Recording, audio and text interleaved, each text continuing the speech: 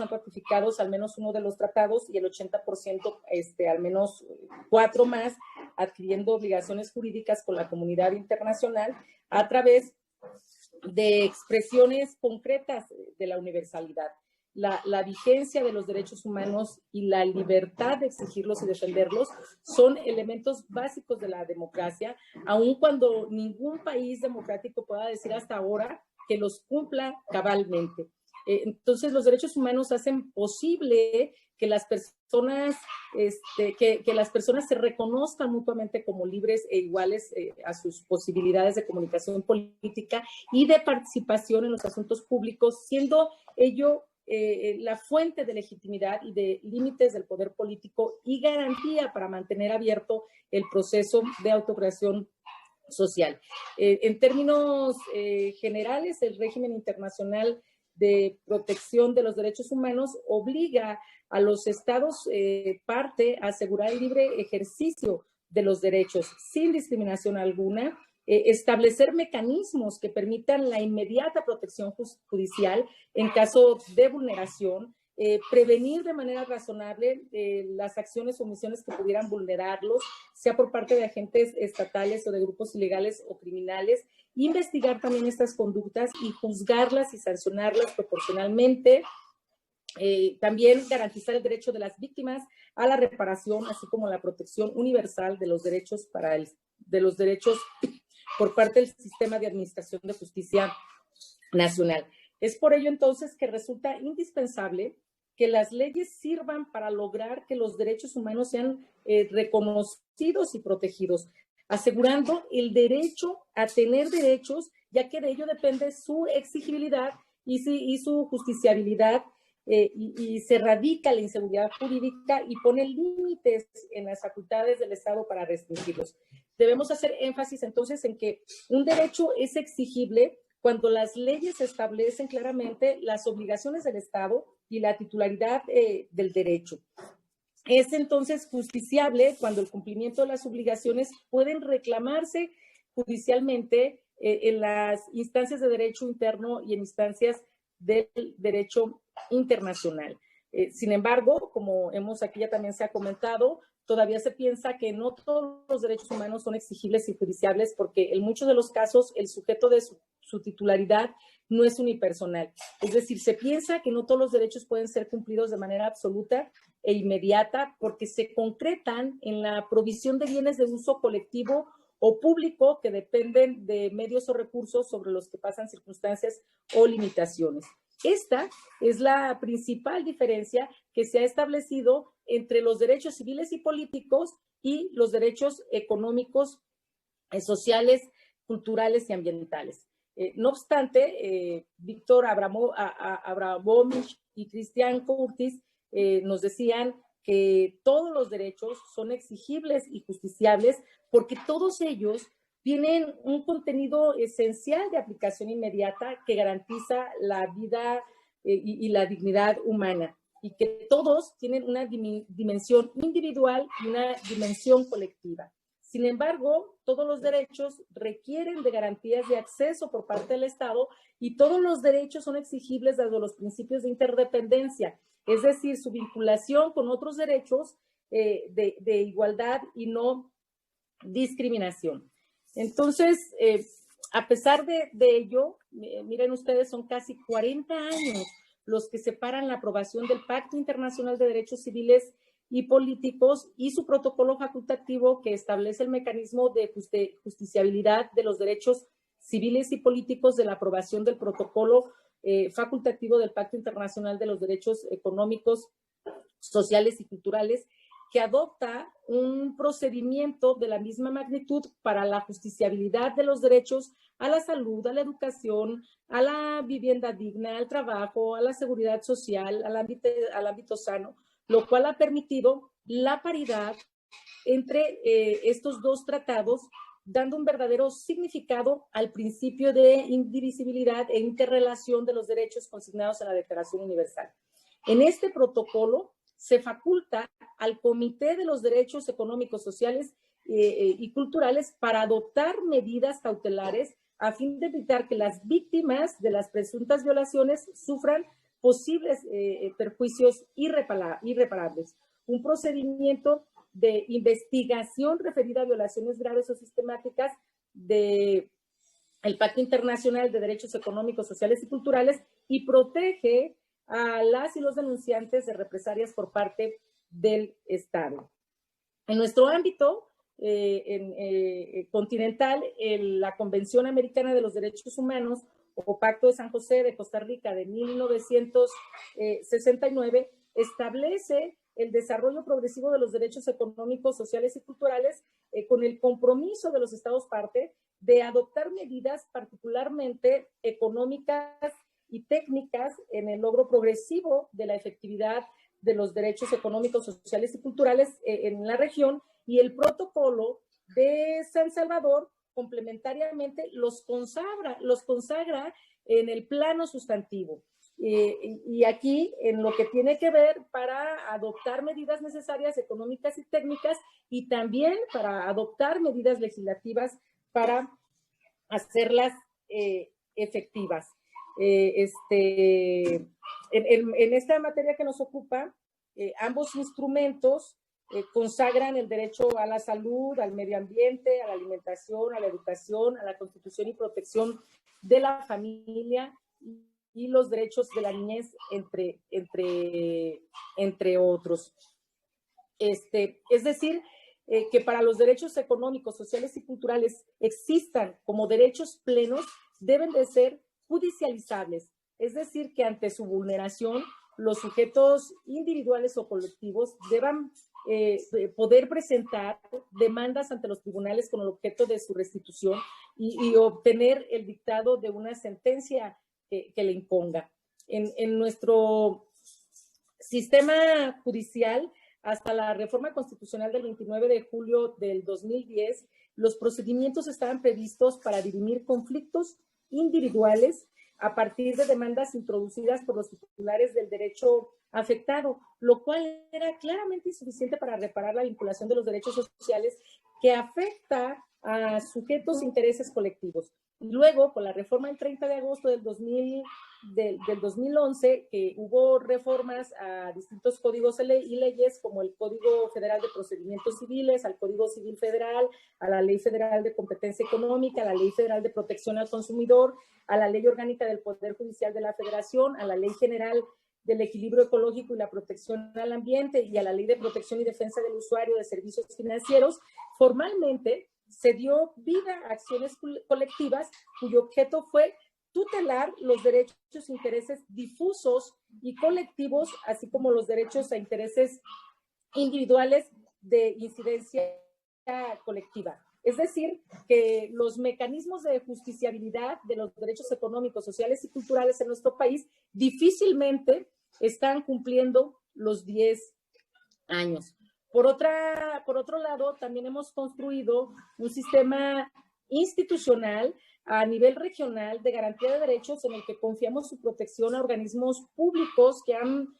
tomado la forma de comisiones de derechos humanos dotadas de autonomía constitucional encabezadas por un ombudsperson. No obstante, la falta de vinculación de sus resoluciones deriva en una autoridad moral más que en un mecanismo efectivo que permita exigir los derechos.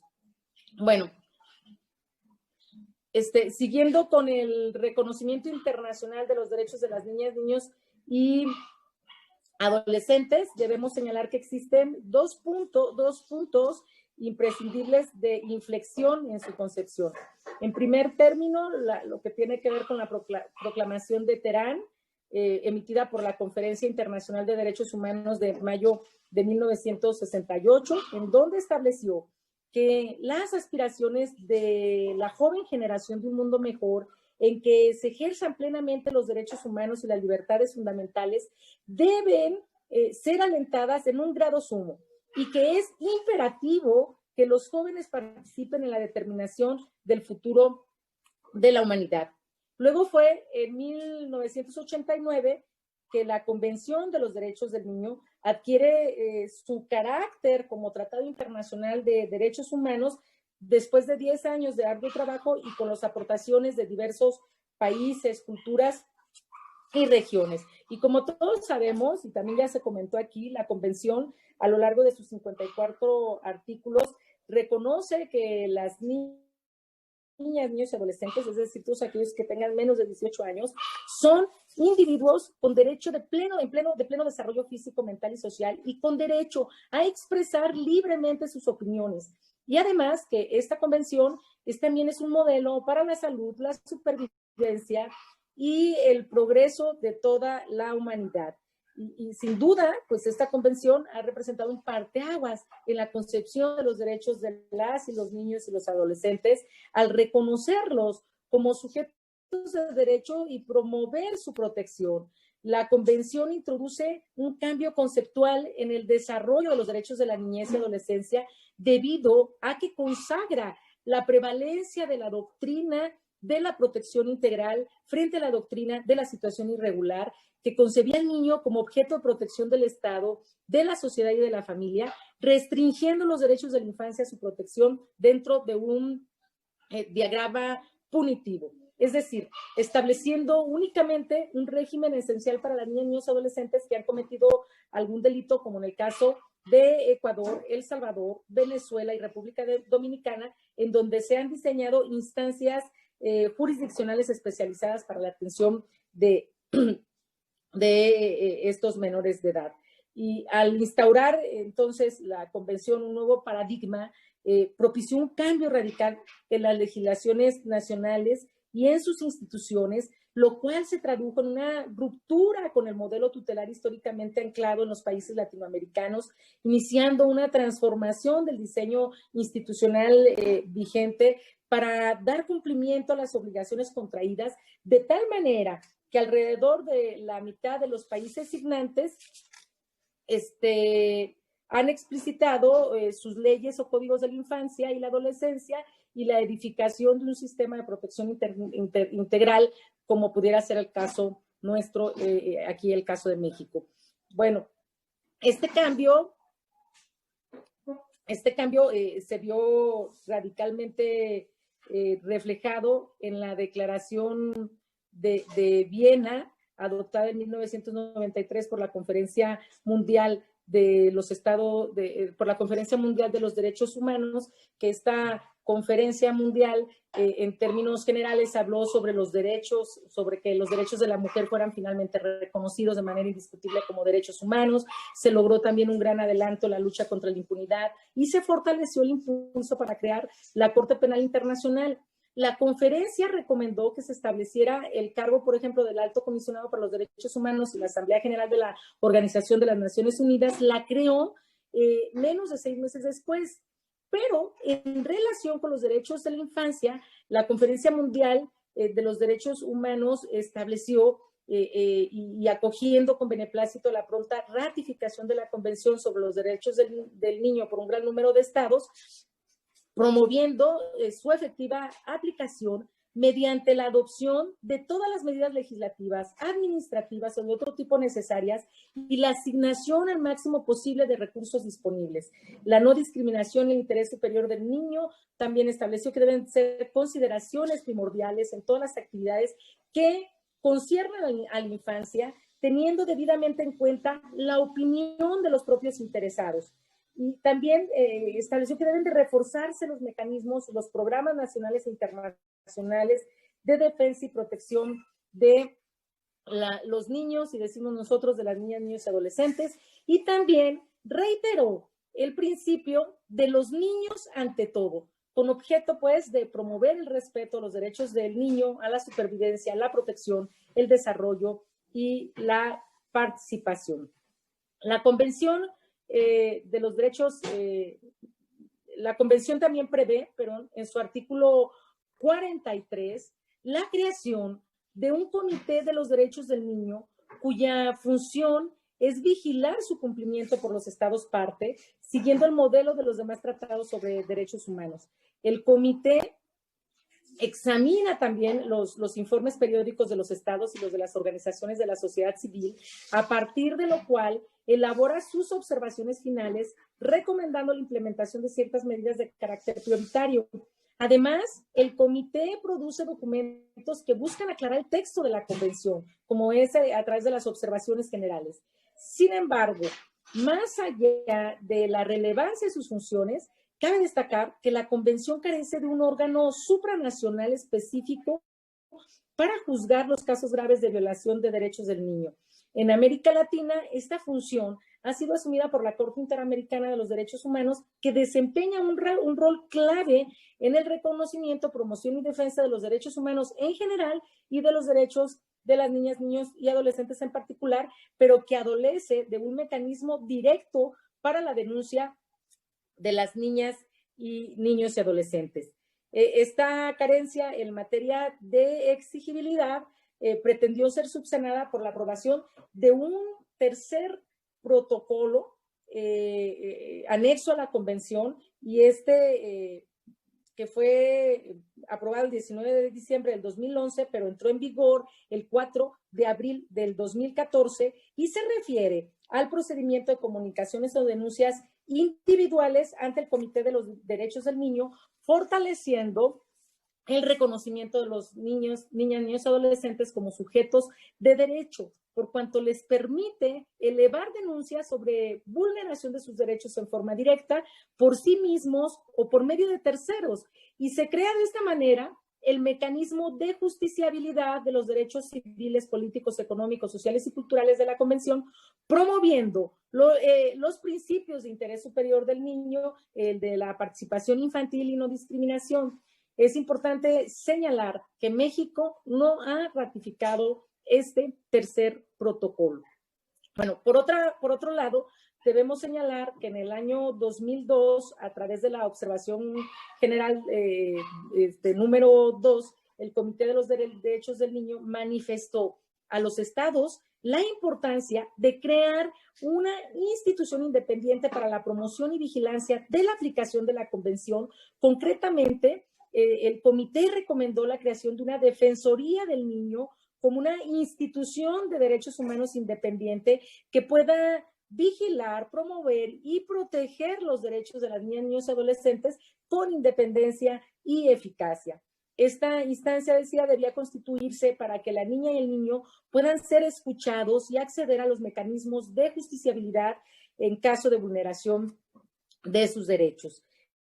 También, según el comité, una defensoría tenía que ser un órgano independiente e imparcial, de cobertura nacional y con recursos propios, que pueda cumplir funciones de monitoreo, supervisión y promoción de los derechos, y que deba tener la posibilidad de influir en la toma de decisiones, tanto en el poder legislativo, impulsando, por ejemplo, la adopción de leyes, como ante el Poder Ejecutivo para la implementación, por ejemplo, también de programas favorables a los niños, la asignación de recursos, entre otras. Y asimismo, que debe de velar por el cumplimiento de los derechos del niño en la práctica, conociendo y haciendo frente a las violaciones de estos derechos. Y se le atribuiría también un rol de investigación, promoción y sensibilización en la materia. Pero debe dejarse claro que a esta institución independiente de derechos humanos no le correspondería ser el órgano responsable del cumplimiento de la Convención, sino tener un rol de exigibilidad de derechos a través de la recepción de denuncias,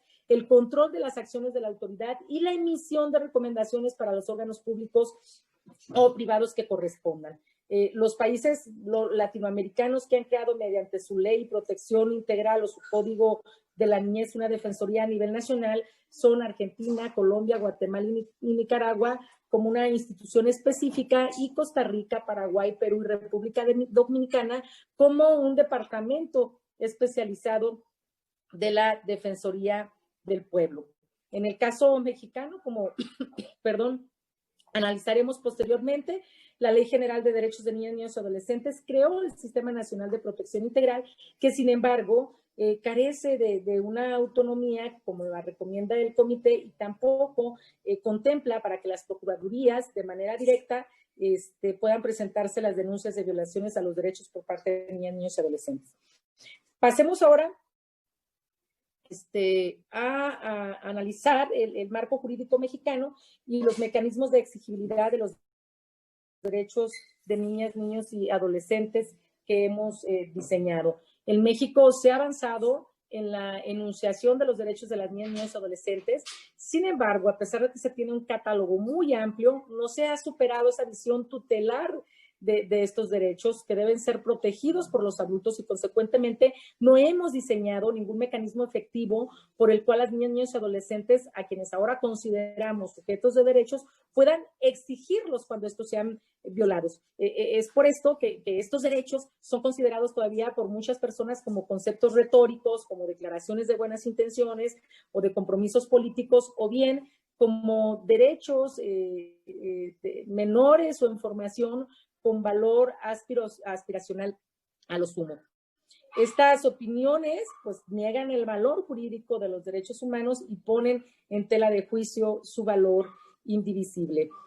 Debemos señalar que los mecanismos jurisdiccionales de exigibilidad de los derechos humanos que hemos diseñado en México, como el amparo, las acciones colectivas o las quejas administrativas, no permiten que las niñas, niños y adolescentes participen en la defensa y promoción de los derechos. Es por ello que este grupo poblacional únicamente pueden acceder a mecanismos de judicialización a través de sus padres, madres o tutores o por un litigio estratégico de las organizaciones de la sociedad civil,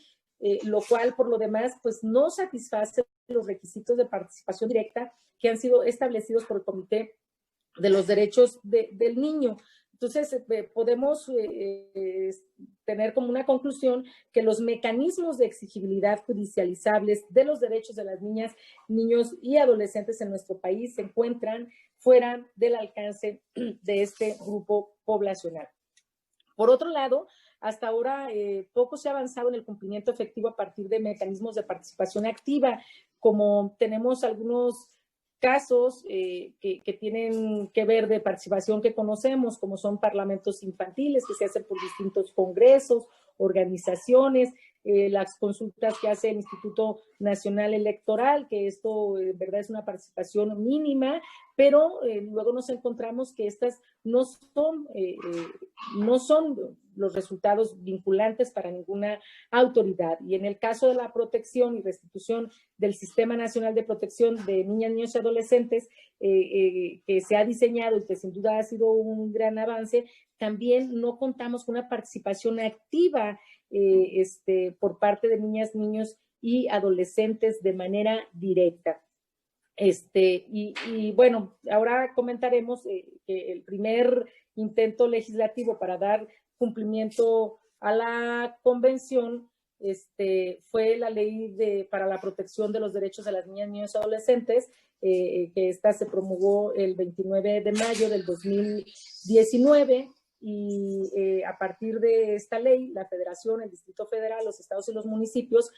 procuraban, decía así, implementar los mecanismos necesarios para impulsar una cultura de protección de los derechos de la infancia basada en el contenido de la Convención sobre los Derechos del Niño y tratados que sobre el tema aprobara el Senado de la República.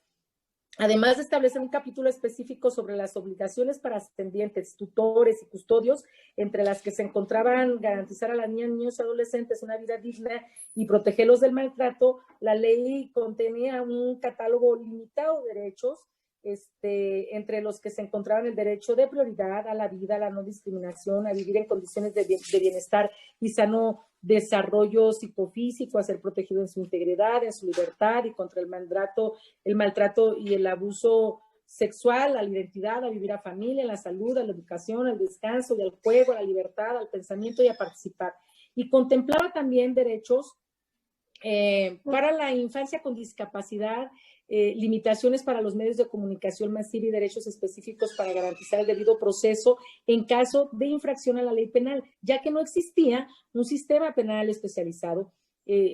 Para la protección de estos derechos se establecía la obligación de las entidades federativas, la creación de instituciones especializadas con funciones de autoridad y con atribuciones para aplicar multas sancionatorias. Esta ley fue abrogada por la ley vigente. Luego vino la reforma en octubre del 2011 al diario oficial de la Federación que dio cuenta con la reforma constitucional por el que se reformó el artículo 4º constitucional y se adicionó también una fracción 29ª P al artículo 73. Esta reforma tuvo por objeto establecer que el interés superior de la niñez debe seguir todas las acciones, debe regir todas las acciones del Estado para garantizar sus derechos, y al mismo tiempo facultó al Congreso de la Unión, como ya nos lo comentaba también la doctora Mónica,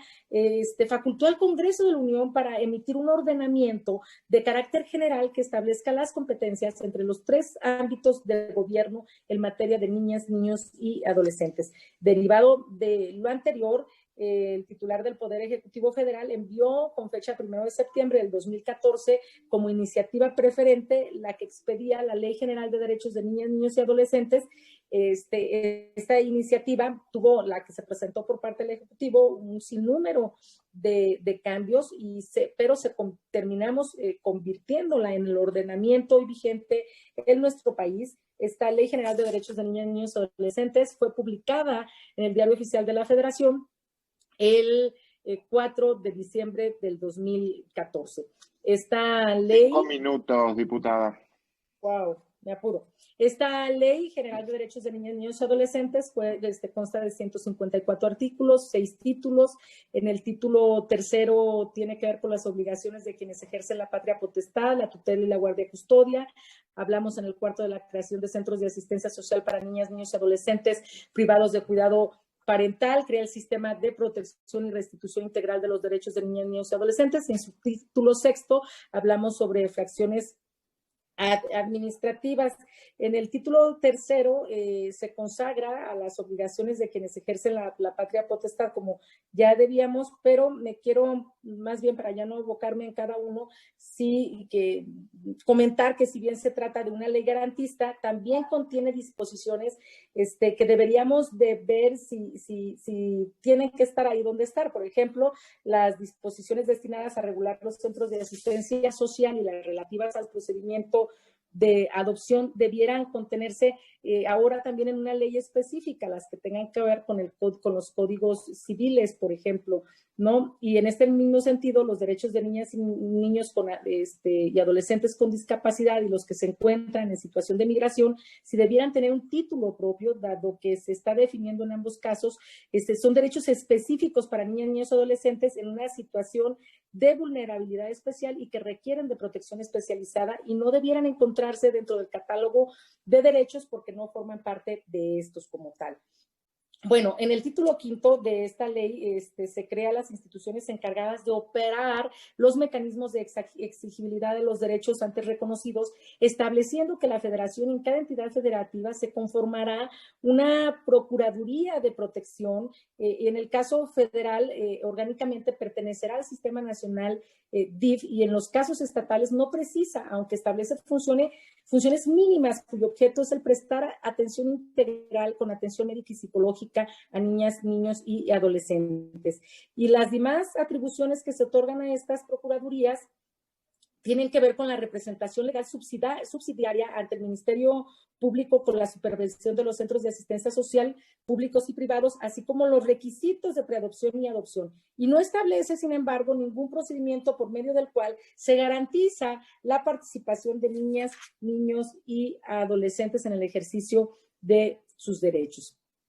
Bueno, también debemos reconocer que esta ley ordena el que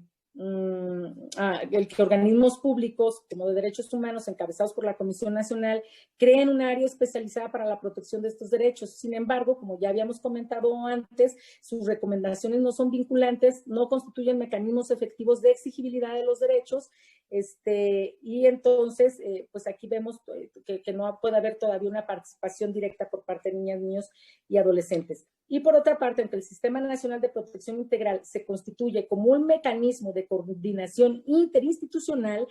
tampoco satisface los requisitos para considerarse como un mecanismo de exigibilidad de los derechos de niñas, niños y adolescentes, aunque a través del Secretariado Ejecutivo se ha logrado impulsar cambios legislativos y defender el presupuesto destinado a la infancia, ya que una de sus funciones es la vigilancia de las medidas de carácter administrativo, técnico y económico a fin de garantizar en forma progresiva el cumplimiento de los derechos. Bueno, ahora pasaré en lo que tiene que ver en materia de justicia penal, la reforma Constitucional del 2 de julio del 2015 estableció la obligación para la creación Un minuto le queda. Sí, estoy ya terminando, creamos entonces la Ley Nacional del Sistema Integral de Justicia Penal para Adolescencia, en donde sí hay órganos especializados, hay órganos jurisdiccionales, defensoría pública, facilitadores de mecanismos alternativos, autoridad administrativa, policía investigadora y algo muy importante que tiene que ver con los centros de especializados de internamiento especializado. Bueno, a pesar de constituirse como una ley garantista, el plazo de su implementación fue de 3 años, con lo cual pues, los resultados todavía no pueden ser cuantificados. Yo estaría concluyendo entonces deberíamos de preguntarnos si se están cumpliendo los derechos de las niñas, niños y adolescentes para garantizarles una vida digna en nuestro país. Y podríamos concluir entonces que en nuestro país los mecanismos de exigibilidad para los derechos de niñas, niños y adolescentes son muy limitados, ya que aunque legalmente están considerados como sujetos de derechos, la falta de estos mecanismos evidencia que no hemos superado la visión tutelar de la infancia y la adolescencia. Y es por ello pues, que se requiere una labor legislativa, pero también de todo el Estado, para poder garantizar los derechos de las niñas, niños y adolescentes y generar los mecanismos de participación que permitan formarlos a partir del ejercicio pleno de su derecho como ciudadanos activos, aún antes de cumplir la mayoría de edad. Y aquí hacemos algunas propuestas. El Poder Judicial debe de implementar mecanismos para que niñas, niños y adolescentes puedan utilizar instrumentos judiciales para la defensa de sus derechos, el ratificar el tercer protocolo de la Convención relativa a comunicaciones, el dotar de autonomía a las procuradurías de protección y fortalecerlas, y también fortalecer el sistema de protección nacional, garantizando siempre la participación de niñas, niños y adolescentes en todos los asuntos que tengan que ver, pero sobre todo en aquellos que se les violenten derechos a ellas y ellos. Gracias por su escucha. Muchas gracias, Verónica, diputada Verónica Juárez.